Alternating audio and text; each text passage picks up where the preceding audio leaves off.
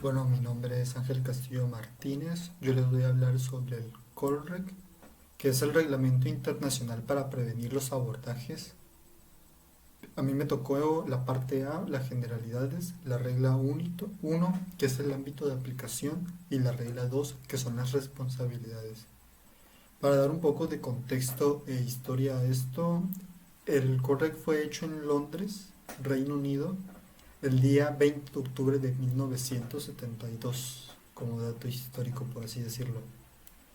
La parte A, las generalidades, regla 1, ámbito de aplicación.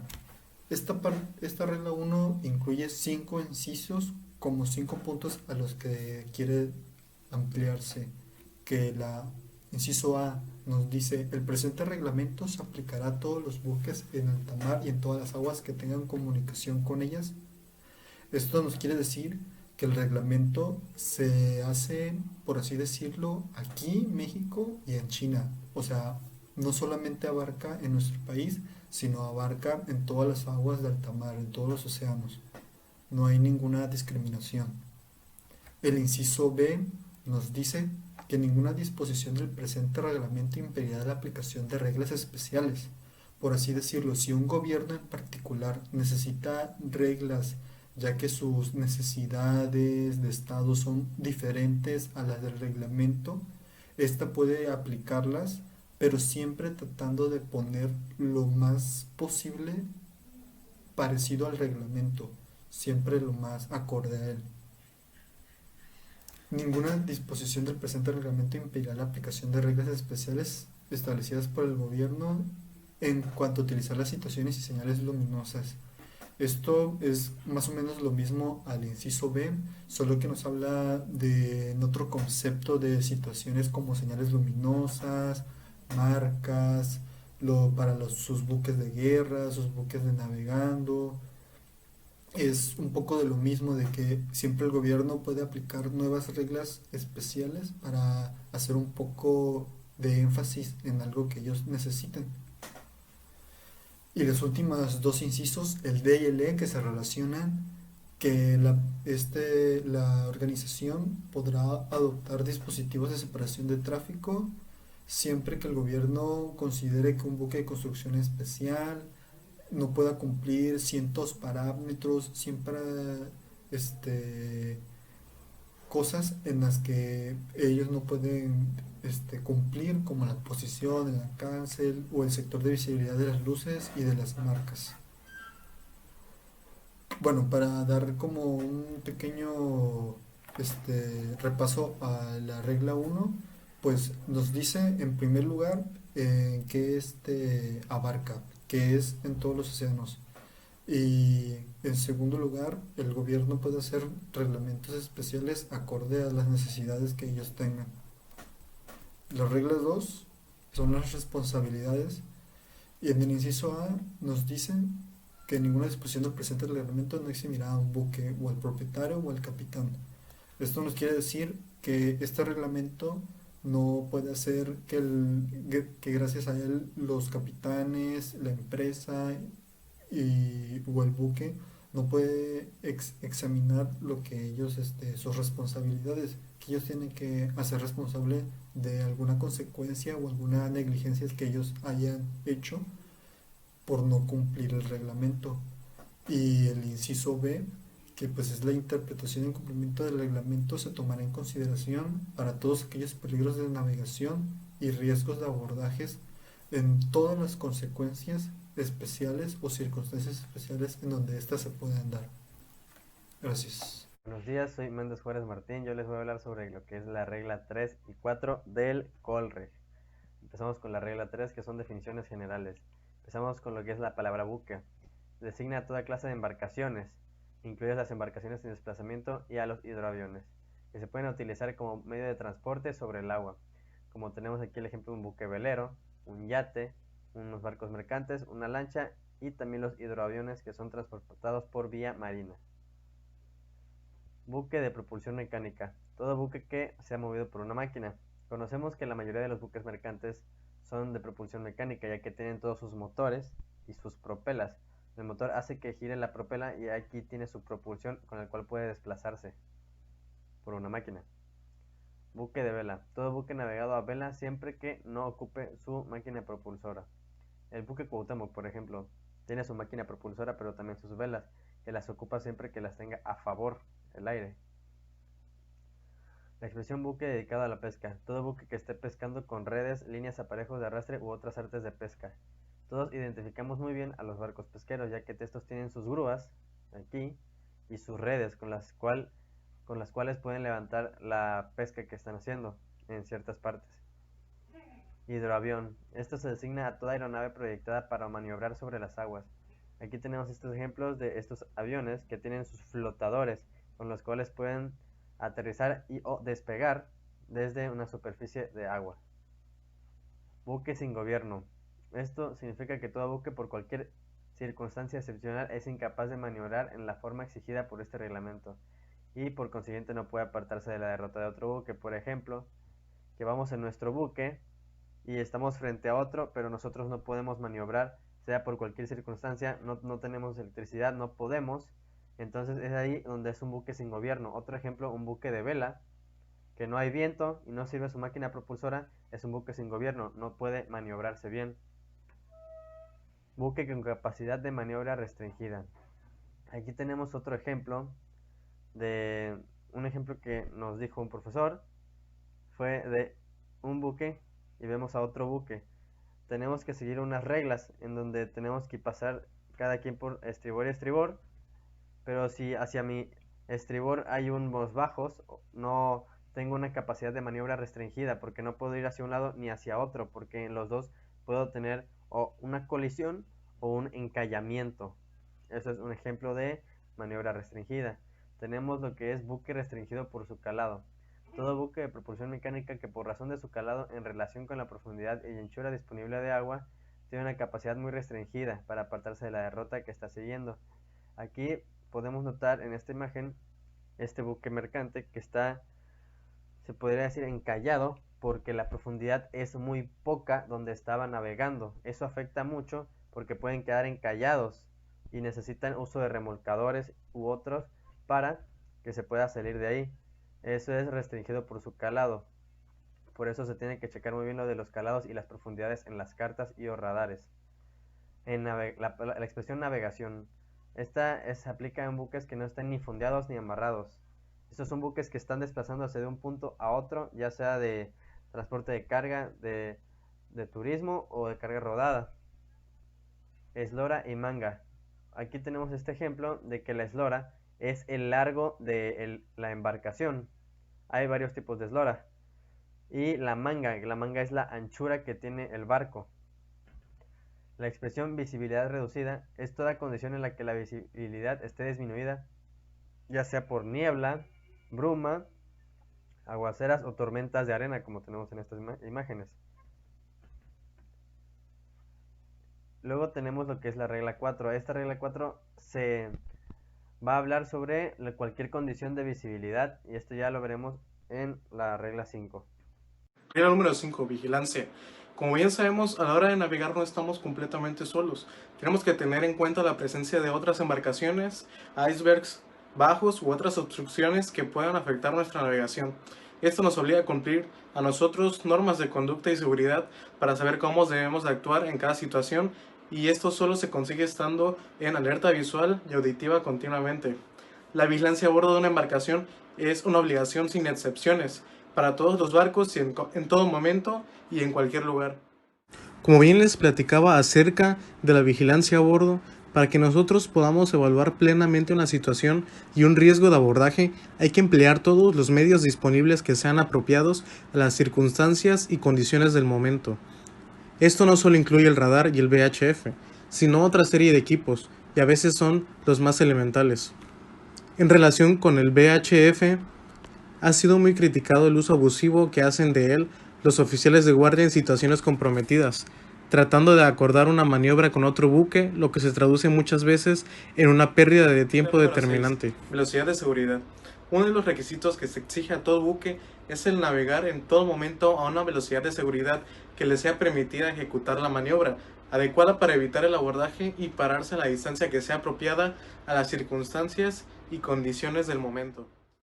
Cuando los buques navegaban sin radar a bordo, existía la teoría de que la velocidad de seguridad debería ser tal que permitiese parar toda la arrancada en caso de necesidad, en una distancia igual a la mitad de la visibilidad reinante.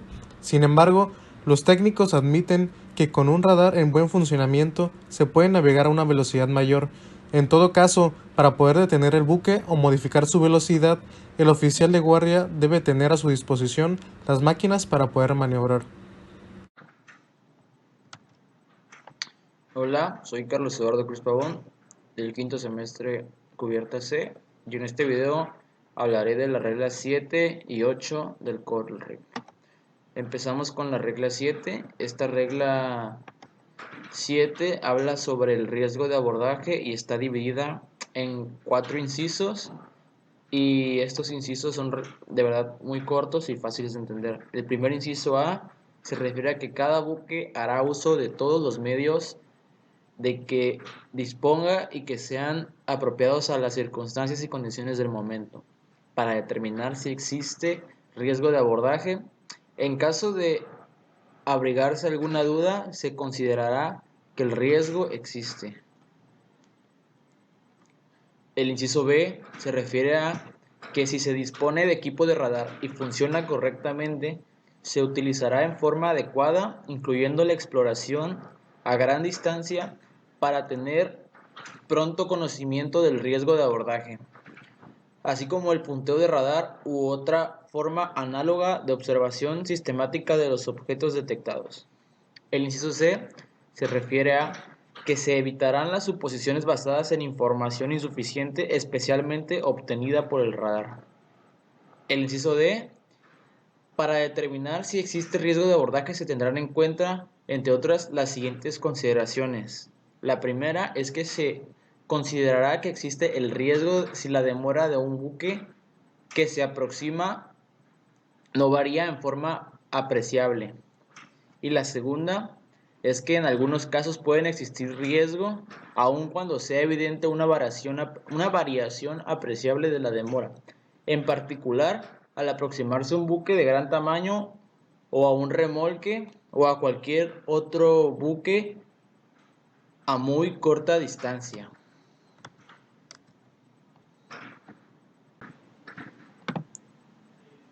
Ahora vamos con la regla 8.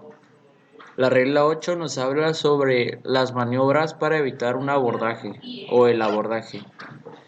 Esta regla se divide en 6 incisos, del A al F, y igual son bastantes cortas. El primer inciso, el inciso A, nos habla de que si las circunstancias del caso lo permiten, toda maniobra que se efectúe para evitar un abordaje será llevada a cabo en forma clara, con la debida antelación y respetando las buenas prácticas marineras. El inciso B nos habla de que si las circunstancias del caso lo permiten, los cambios de rumbo y velocidad que se efectúen para evitar el abordaje serán lo suficientemente amplios para ser fácilmente percibidos por otro buque que los observe visualmente o por medio del radar. Deberá evitarse una sucesión de pequeños cambios de rumbo y o velocidad. El inciso C se refiere a que si hay espacio suficiente, la maniobra de cambiar solamente de rumbo puede ser la más eficaz para evitar una situación de aproximación excesiva, a condición de que se haga con bastante antelación, sea considerable y no produzca una nueva situación de aproximación excesiva. El inciso D nos habla de que si la maniobra que se efectúe para evitar un abordaje será tal que el buque pase a una distancia segura del otro. La eficacia de la maniobra se deberá ir comprobando hasta el momento en que otro buque esté pasando y en franquía. El inciso E nos habla de que si es necesario, con objeto de evitar el abordaje o disponer de más tiempo para estudiar la situación, el buque reducirá su velocidad y suprimirá toda arrancada, parando o invirtiendo sus medios de propulsión. El inciso F nos dice que los buques que en virtud de cualquiera de las presentes reglas tengan la obligación de no estorbar el tránsito o tránsito seguro de otro buque, maniobrarán prontamente, cuando así lo exijan las circunstancias, a fin de dejar espacio suficiente para permitir el tránsito seguro del otro buque. Otro punto es que los buques que tengan la obligación de no estorbar el tránsito o tránsito seguro de otro buque no quedarán exentos de dicha obligación ya mencionada cuando se aproximen al otro buque con riesgo de que se produzca un abordaje. Y al efectuar las maniobras respetarán rigurosamente lo dispuesto en las reglas de la presente parte. Y otro punto de ese mismo inciso es cuando los dos buques se aproximen uno al otro con riesgo de que se produzca un abordaje, el buque cuyo tránsito no deba ser estorbado seguirá estando plenamente obligado a cumplir con lo dispuesto en las reglas de la presente parte. Como ven, las reglas 7 y 8 nos hablan de una forma clara y muy fácil de entender cómo poder prevenir y maniobrar estos abordajes y estas situaciones. Soy el alumno Marvin Abraham Mendoza Haddad del grupo C, piloto naval, quinto semestre. Les voy a presentar la regla 9 del COLREG. Ahora hablaremos de la regla número 9 de la sección 1 de la parte B del COLREG. Esta regla se llama canales angostos. El párrafo A de esta regla nos dice que todos los buques que navegan a lo largo de un paso o canal angosto deben de navegar lo más cerca posible a la costa respecto a su lado de estribor. Esto para evitar accidentes en caso de que se haya otro buque y así haya posibilidad de que transiten sin problemas. Párrafo B nos explica que los buques los cuales su eslora mida menos de 20 metros no deben de estorbar el tránsito cuando un buque navega dentro de un canal angosto. Eso también aplica para los buques de vela. El párrafo C nos dice que todos los buques que se dediquen a la pesca tampoco deben estorbar el tránsito de las embarcaciones que naveguen en el canal angosto, debido a su dimensión y longitud. El párrafo D dice que los buques no deberán cruzar o atravesar un paso o canal angosto si al pasar le ocasionará problemas a otro buque que viene navegando dentro del canal y haya posibilidad de colisionar. Ese buque deberá detenerse y no pasar. Podrá utilizar las señales acústicas que se encuentran escritas en la regla. El párrafo E, en su apartado 1, nos dice que solo será posible adelantar a una embarcación si ésta lo permite. De esto se dará cuenta el buque que quiere alcanzar. Indica la intención que tiene para adelantar, haciendo sonar la señal adecuada para que el buque que va a ser adelantado decida si permitir el adelanto. Esta señal está prescrita en la regla 34 del párrafo C, apartado 1. El buque alcanzado dará su conformidad o que está enterado al sonar la señal adecuada prescrita en la regla 34D y deberá maniobrar de modo que permita que el otro buque lo adelante con seguridad. El párrafo F nos dice que cuando los buques al navegar dentro de un canal angosto vayan aproximándose a una zona donde no puedan tener buena visión por ciertos obstáculos o no puedan ver otros buques, deben de navegar siempre alerta y con mucha precaución, haciendo sonar la señal adecuada que está marcada en la regla 34 del párrafo E. Y por último, el párrafo G que es de esta regla nos dice que siempre que sea posible, los buques evitarán fondearse en un canal angosto para no alterar el tránsito dentro del canal. Regla 10. Dispositivos de separación de tráfico o DST. Bueno. Regla 10, inciso A. La presente regla se aplica a los dispositivos de separación de tráfico aprobados por la organización y no exime a ningún buque de las obligaciones contraídas en virtud de otras reglas. B. Los buques que utilicen un dispositivo de separación de tráfico deberán: B1. Navegar en la vía de circulación apropiada, siguiendo la dirección general de la corriente de tráfico indicada para dicha vía. B2. En lo posible, mantener su rumbo fuera de la línea de separación de la zona de separación de tráfico. B3. Normalmente, al entrar en una vía de circulación o salir de ella, hacerlo por sus extremos, pero al entrar o salir de dicha vía, por uno de sus límites laterales, hacerlo con el menor ángulo posible en relación con la dirección general de la corriente de tráfico. C. Siempre que puedan los buques evitar cruzar las vías de circulación, pero cuando sean obligados a ello, lo harán siguiendo un rumbo que en la medida de lo posible forme una perpendicular con la dirección general de la corriente de tráfico. D.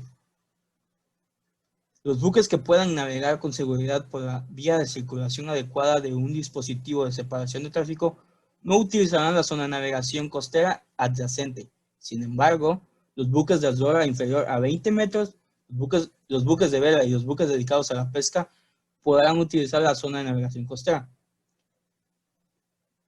D2. No obstante, lo dispuesto en el subpárrafo T1, los buques podrán utilizar una zona de navegación costera cuando estén en ruta hacia o desde un puerto, una instalación o estructura mar adentro, una estación de prácticos o cualquier otro lugar situado dentro de la zona de navegación costera, o bien para evitar un peligro inmediato.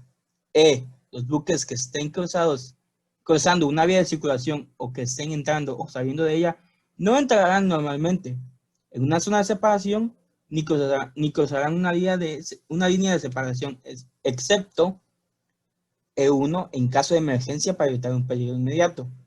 E2 para dedicarse a la pesca en una zona de separación. F. Los buques que naveguen por zonas próximas a los extremos de un dispositivo de separación de tráfico lo harán con particular precaución. G.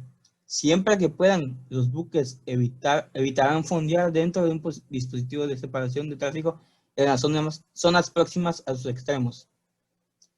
H. Los buques que no utilicen un dispositivo de separación de tráfico deberán adaptarse a él dejando el mayor margen posible. Y los buques dedicados a la pesca no estorbarán el tránsito de cualquier buque que navegue en una vía de circulación. J. Los buques de eslora inferior a 20 metros o los buques de vela no estorbarán el tránsito seguro de los buques de propulsión mecánica que navegan en una vía de circulación. K. Cuando estén dedicados a una operación de mantenimiento de seguridad de la navegación en un dispositivo de separación de tráfico, los buques con capacidad de maniobra restringida quedarán exentos del cumplimiento de esta regla, en la medida necesaria para poder llevar a cabo dicha operación. Y por último, L.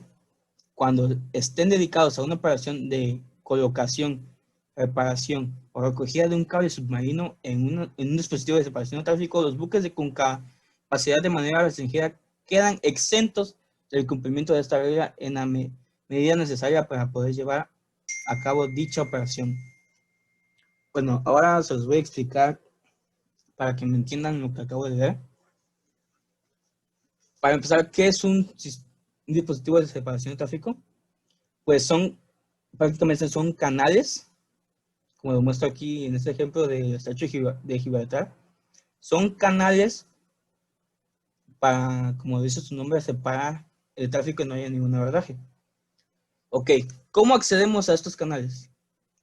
Primordialmente se tiene que acceder por los extremos. Por aquí, por los extremos hacia acá. Así. Y para salir de igual manera por los extremos.